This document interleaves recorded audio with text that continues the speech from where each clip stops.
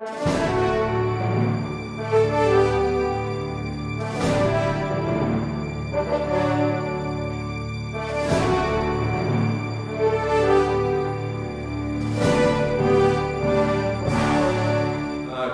right on with Obamacare, or as you said, Obama Scare, we're privileged tonight to have Mike Henry here from Philadelphia. He made the trip, and we appreciate you extending your day to include our meeting, because I know you have other meetings today. He was regional Philadelphia regional coordinator for Heritage Action. He now works with American Majority in the South. Nope. Still Heritage Action. Still Heritage Action, and he will be talking to us in regard to the latest information about what's happening with Obamacare. Thank you, President. Thank you. You guys are all familiar with Tom Smith, right? Just ran for Senate. Yes. Last Saturday, I drove up to his house. It's right above Pittsburgh. It was about 5.5 hours, just because I hit some traffic. 5.5 hours out there to speak for 10 minutes, 5 hours back. And as I'm sure you're thinking, I kind of thought to myself on my way out there, why the heck am I doing this? And for me, it was easy. Next November, I'm getting married, and I go out and I fight because we're going to start a family in a couple years. And specifically with Obamacare, we're going to go out and we're going to be shopping for health care in the next year. And the choices that are going to be on the table aren't even close to the choices that we had maybe 5 years ago.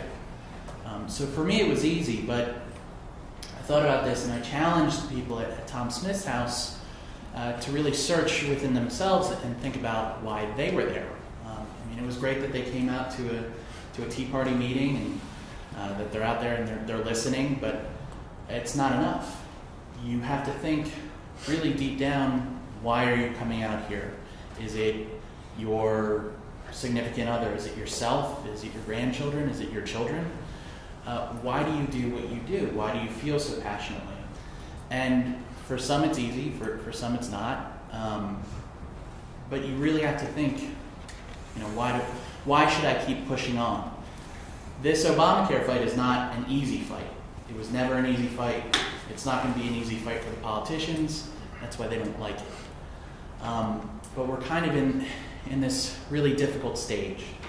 The House has passed a continuing resolution. And if anyone is unfamiliar with how this all works, you can defund programs through the appropriations bill, which is the budget. It's called the continuing resolution. That's what the House just passed.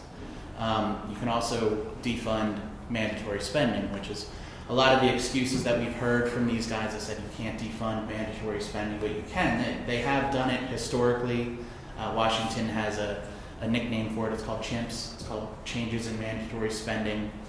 And every year since 1976, just to give you an example, the Hyde Amendment for any pro-lifers around here has been introduced into Congress, and that defunds any mandatory spending on federal spending on abortion. So when you hear that we can't do it now, it's total bunk, because they've done it before. Or every single year since 1976, they've tried to.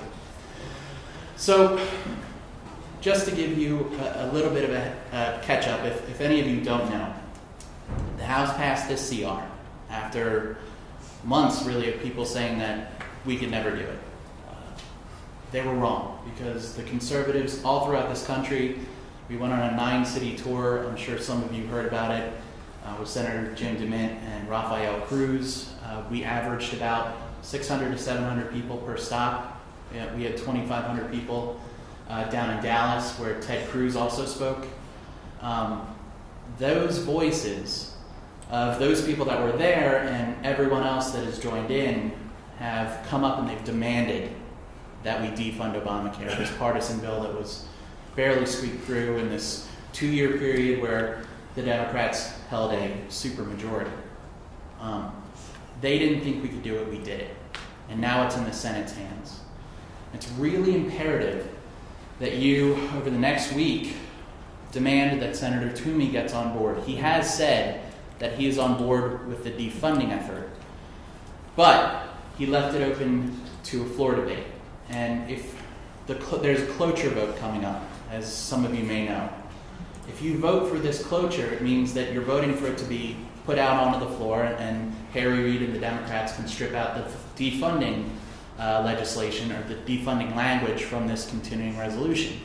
So really, a vote for cloture is a vote to fund Obamacare. That's where you really see whether or not they're for or against defunding. So we need people calling Senator Toomey's office, just like they've been calling, I'm sure, Tom Marino's office over weeks and weeks and weeks, and saying, we know what's going to happen if you guys allow this for debate on the floor. If it does go out onto debate on the floor, it will get sent right back to the House. That's where the fight will be. It's like a tennis match, back and forth, back and forth. And it's really, really important that we also let Tom Marino know that if it comes back to the House, he's been solid so far on this. He signed the Tim Meadows letter, the Mark Meadows letter that was out there, if anybody had been following it, saying that he supports defunding Obamacare. So he's kind of been on board since the beginning. You have to let him know that when it comes back, if and when it comes back from the Senate, he needs to stand tall and say, I'm sorry, we already sent a CR to you guys. We're not going to change our minds. We're not going to back down. We're not going to blink. And if the House sends it back to the Senate, then the president has a really hard choice. I mean, he has to shut down the government or he has to sign the CR. It's not the Republicans shutting down the government. It's the president, in order to enact his failed law, which barely passed a supermajority in the Congress. He has to decide whether or not to force it on the American people. Personally, I thought about the implications of Obamacare and really why I fight. I also started thinking about, for this other group that I made a presentation for, I'm Catholic. I don't know if anybody else is Catholic. But around Philadelphia, there's a incredible Catholic health system. Mercy Health System has about 91 facilities in all around Philadelphia. And the biggest thing, besides the HHS mandate, is the tax-exempt status for a lot of these hospitals. They are tax-exempt, which means they can help these uninsured people that come into their hospitals. And I've given tons of personal donations to them because they help their communities. Now, under Obamacare, the tax-exempt status is going to be hard to maintain. And so if they lose their tax-exempt status, they'll have to become for-profit, which means they won't keep taking these uninsured people that they've been helping for years and years and years and years. And in some cases, they'll close down. So those 91 facilities may start dwindling pretty fast once this act is fully implemented on January 1st. We have about 7 days left. 7 days left before enrollment starts. And really until January 1st, when the sugar kicks in, after January 1st, we're really not going to have a chance to reform this. Once all the subsidies kick in, no major entitlement reform has happened once all the subsidies kick in. So it's really important between now and next week that you don't just call Toomey's office and let him know we're watching you on the cloture vote and anything else. We're also watching Representative Marino on how he'll stand tall to the commitment that he's already made to defunding Obamacare. Does anyone have any questions? I know the procedure it's a little complicated. So, ma'am? Yeah, I called Toomey's office today to ask about where he stood on the cloture vote, but the girl on the end of the line, she wouldn't address it. Mm-hmm. She kept saying, well, he's going to vote for the continuing resolution. I said, well, what about the cloture vote? And she just kind of ignored me like I didn't know what I was talking about. So she completely did not address it and just kept continuing to say, he will vote for the continuing resolution. And that was the only answer I got. A lot of people are mad. I should rephrase that. A lot of politicians are mad that we're making this an issue because they stand to either gain or lose some political capital when it comes to the elections in 2014. we're sending a message that we're not just political capital, we're people that are going to be affected by this law. And as soon as the American people had the chance, they voted out that Congress that voted on Obamacare. In 2010, it was an unbelievable wave of support for the people that were railing against Obamacare. And this is really the first time that they can actually do it. They could have done it with any continuing resolution, but they chose to do the gimmicky votes 41 other times. Now this has real world implications. We're not ducking our heads and saying that this doesn't. We're just asking them to stand on principle and stop worrying about their election numbers and start worrying about their constituents. Could you give us some figures as what is in the bill, some examples of what is in the bill that would impact us on a lower level, going forward? How much money? Well, just personally, I can tell you what we're seeing is a lot of younger people's premiums going up. And you would think if the healthiest pool's premiums are going up, that older people's premiums would be going down, but we're not seeing that either. So what we're really seeing is across the board, all the premiums going up.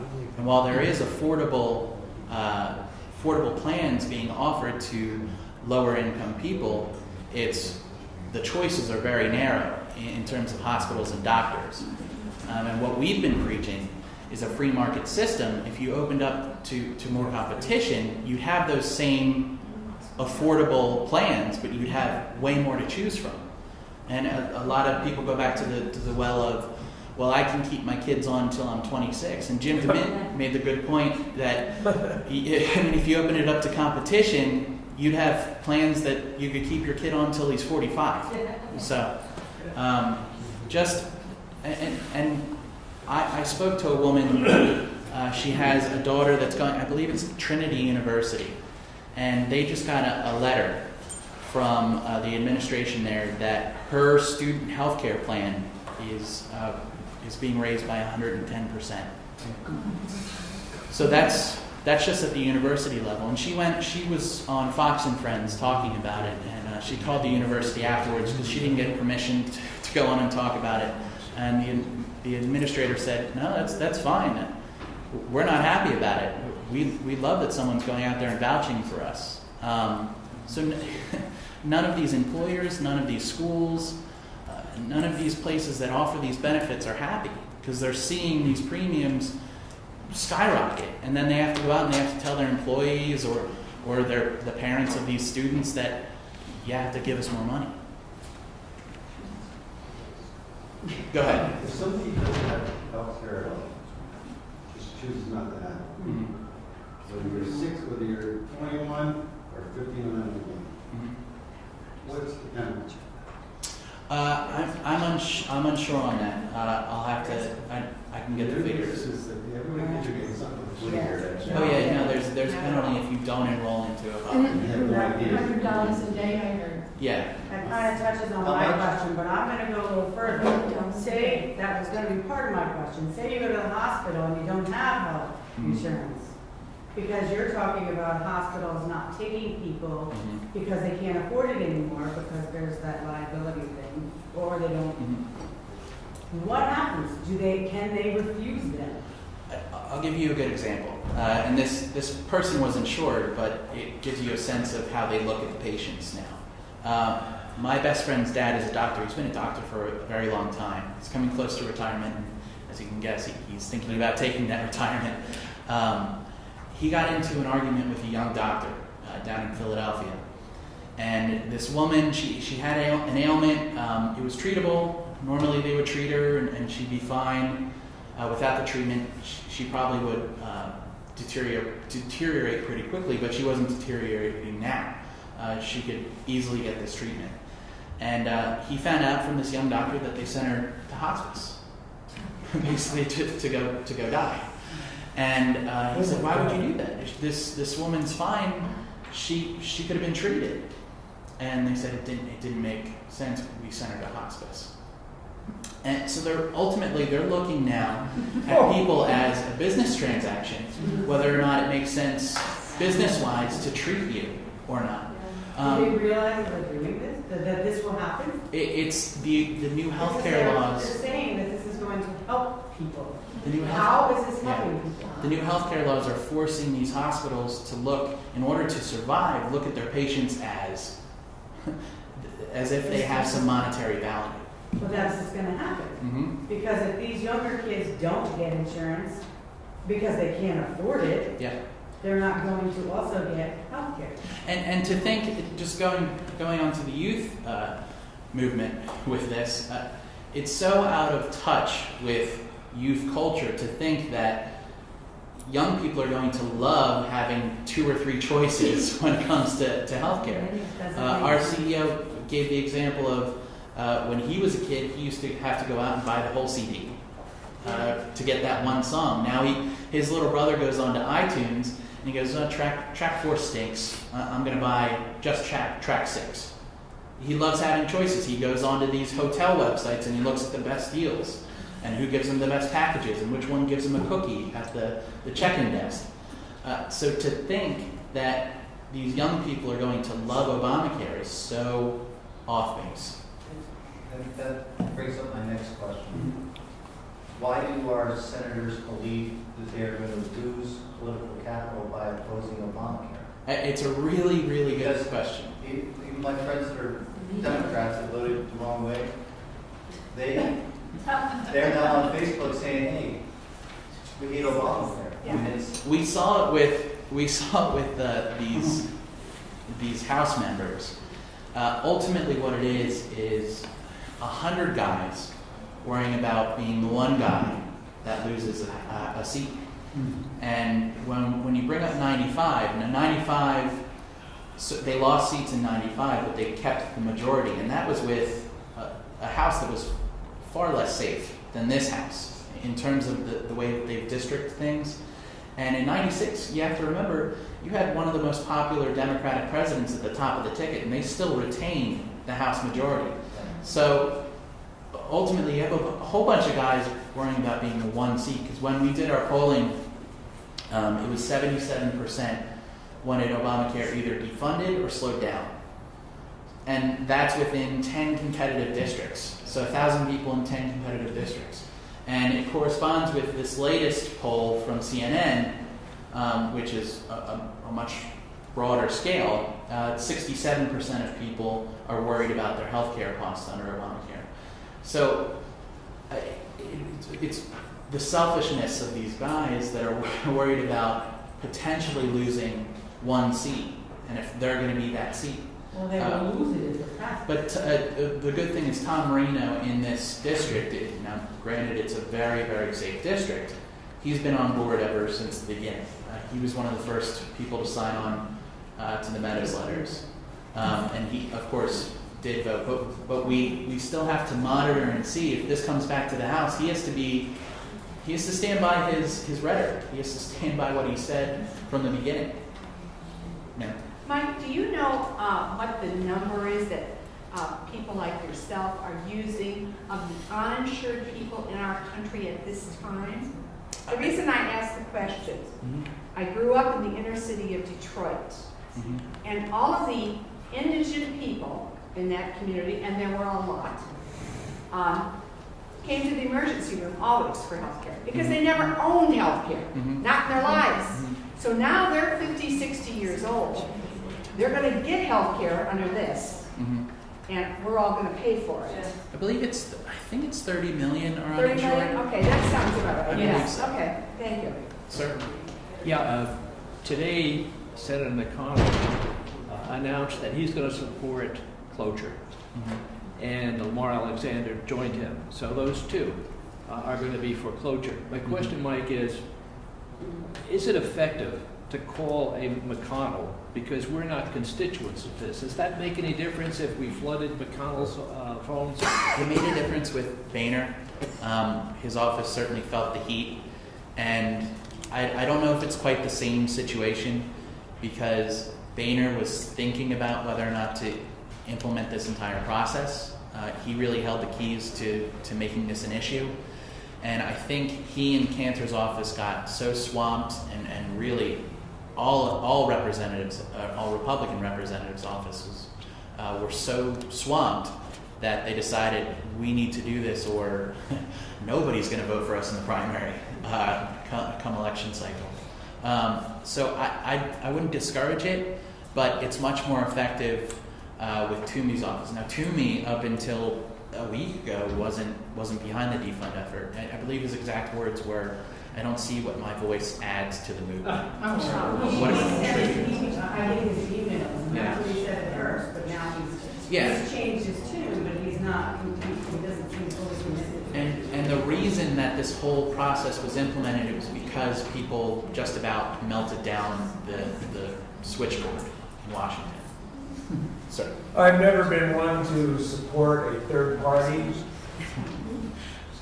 I've always wanted to see the Republican Party get its act together. But however, if these Republicans don't stand up and start fighting and carrying what they say when they run, then it's time for all of us to start voting them and say, look, you want to stay in power, you better think about this because I'm leaning toward the third party. I'm getting fed up of being ripped off and lied to. And I think that's what they ultimately We realized. fight. We go out and we fight for these guys. We put our dignity on the line. We put our character on the line. We say this is a guy that's going to fight for us, and then they turn their back on us. Yeah. And that's enough. And it's pretty incredible. I mean, this week what are they doing? They passed the CR, and now they spend their time attacking Senator Cruz, who's standing up on principle and saying, Pathetic. I could care less. What if I get reelected? That's great. If not, so what? I stood on principle this one time. And the last time they stood on principle, it benefited them. The last time they shut down the government. Do they not check their own history? So that's a way for us to threaten these guys, and we talk to them on the phone and say, you either fight for us or we're going third party. They need refreshing. And Mark Levin made a great point. As soon as the American people could vote out that Congress, after they passed Obamacare, they did, and it overwhelmingly threw them out. Mike, I've been in the insurance business a long time. When Hillary wanted her little pet project, Hillary Care. I did a white paper, and I believe it was 3 or 4 countries I brought into play that all had national health insurance, and every single one of them had abysmal results, but they don't show the abysmal results because they do things like, even in England today, they continue people on drugs just to keep them steady. And what they do, as a matter of fact, that's one of Senator Toomey's functions. When he was running for office, I met a woman there who said one doctor saved her husband's life because they know all about your care. Obamacare will know every iota of every dime spent on you. And they came to her husband who was dying and needed a heart transplant and said, we're sorry, over the last 2 years, we've spent too much on you. Yes. And therefore, we are not going to authorize this. One doctor had compassion, saved his life. If you don't believe that there's death squads in this, part of my white paper cited the Netherlands. The Netherlands, years ago, with national health insurance, had voluntary euthanasia, aka Dr. Corky. I'd like to go, it's my time, I want to get out of here. That migrated first ubiquitously under the tables, and then overtly with a law that passed and said involuntary euthanasia is now the law. Yes. Involuntary euthanasia, you need 2 family members and a doctor to sign off that you're no longer viable, or you're costing too much, or you're a burden. Goodbye, lights out.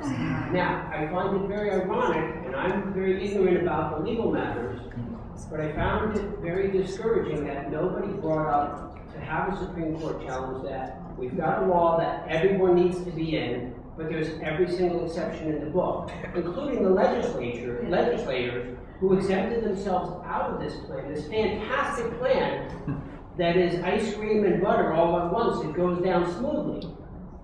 How can we possibly expect them to be objective or fight for us when they exempt themselves out of what affects them? Because they won't have the death squads visit them. They're above that. really what changes hearts is fear, and it's what happened in the House. A month ago, people would have never even given this continuing resolution to pass the House a chance.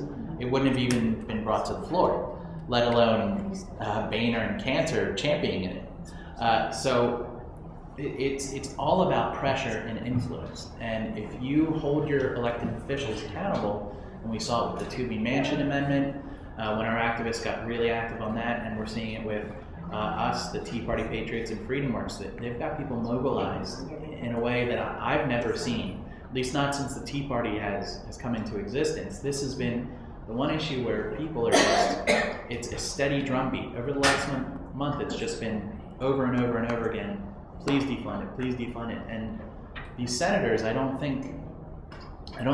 sure they're in the midst of it right now.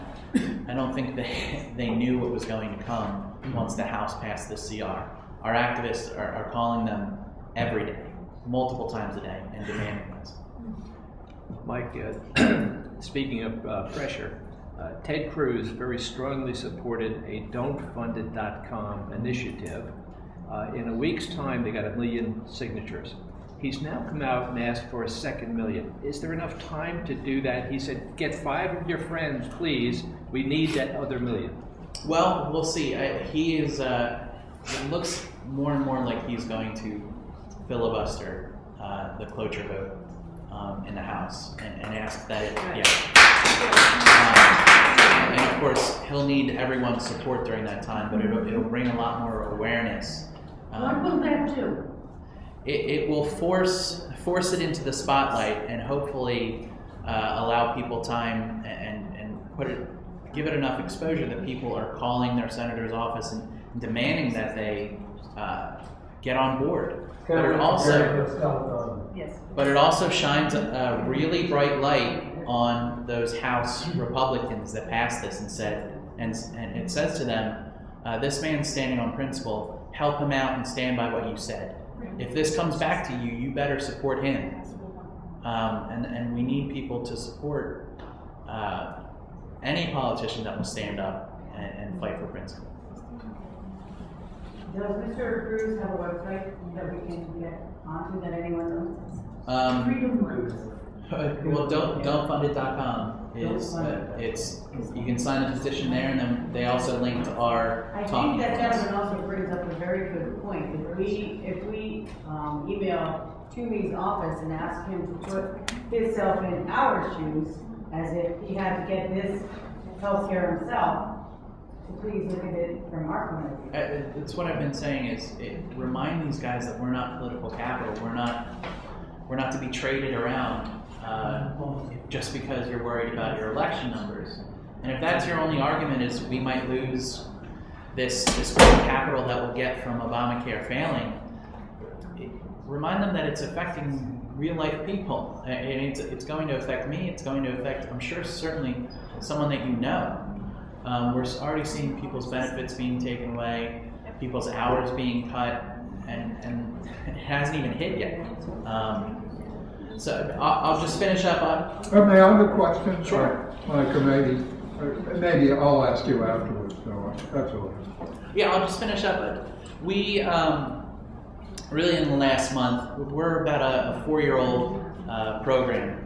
We're the political arm of the Heritage Foundation, as a lot of you know. And we've grown, certainly in those 4 years, but in the last month we've grown so much more. We've been at the forefront of this battle. Our activists have been unbelievable, working tirelessly, demanding that the House do this. They got this small victory, but they're sobered. They know that this is just kind of the first baby step in this process, and that we need to hold strong. If you're interested in becoming an activist with us, we don't try to control messages. We like to educate people about what federal legislation is on the table of their congressman. If they choose to act, that's great. We'll help them out in any way possible. If you want my legislative updates, just sign the card in the back, and of course I'll be able to answer anybody else's questions in the back. Thank you very much for having me up here.